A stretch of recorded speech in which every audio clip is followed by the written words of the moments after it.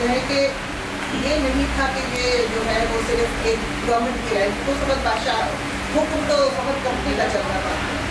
चाहे मुल्क जो बुनियादी फिराई जाती थी इसमें कहते थे खल खुदा की, मुल्क बादशाह का और हुक्म कंपनी का।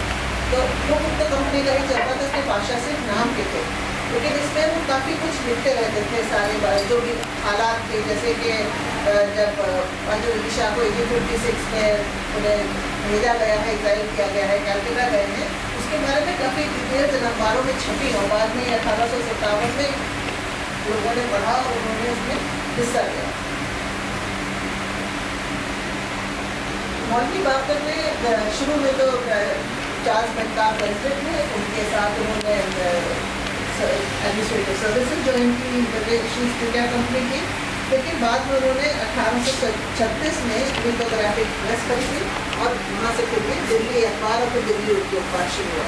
शुरू में जैसे कि मैंने कहा कि वो पहले उसके मैनेजर थे, नहीं थे, बाद में उसके एडिटर थे। अच्छा, इस अखबार में the newspaper printed news not just from Delhi but also from as far as France, Russia, Afghanistan, Herat, Peshawar, Ludhiana, Jodhpur, Agra, Nagpur and Lucknow. It contained advertisements, job vacancies, government circulars, orders and gazette notifications. And it also reported on crime and weather. They also carried letters to the editor, which is a very big thing because उस ज़माने में कोई democracy तो थी नहीं और आप letters to the editor में आप कुछ भी लिख सकते थे। तो एक मार्गरेट पर्डू है, she is a scholar of Urdu newspapers in the 19th century। उन्होंने अपनी किताब में लिखा है दहली उर्दू अखबार बिटवीन पर्शियन अखबारात एंड इंग्लिश न्यूज़पेपर्स।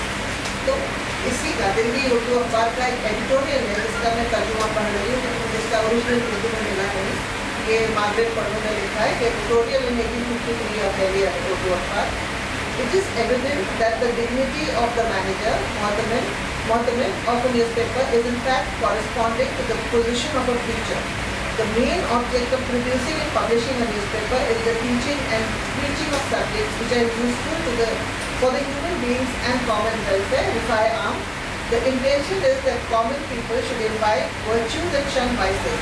अच्छा, this editorial would have been written by Maulvi Muhammad Baqir कि 1840 से वो इसके एडिटर हो गए। They should feel ashamed of their bad conduct when they read the newspaper and as a result fight to give it up. Therefore, the manager of the newspaper should first himself strive for laudable manners, akhlaq-e-muhita, and agreeable qualities, fadail-e-pasandida. If he wants to read something to the common people, he should practice it himself. As far as possible, therefore, he should acquire knowledge of the arts and sciences and ponder over questions of morality. When he intends to take up the pen, he should become grave and serious and never indulge in satire and foolish prater. This should also be the attitude he should encourage in his correspondence. और यहाँ पे उर्दू में भी उन्होंने correspondence ही लिखा है।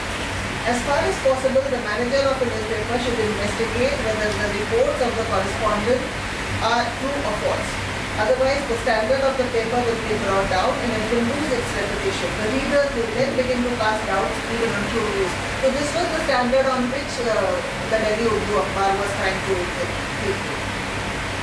अच्छा, इसके ऊपर एक तो 2-3 आर्टिकल हैं, एक जैसे की किताब है 1857 के अखबार और दस्तावेज, और 2018 में या 17 में दिल्ली यूनिवर्सिटी की एक शागिर्द ने अपने एमफिल के थीसिस में की है इसके ऊपर।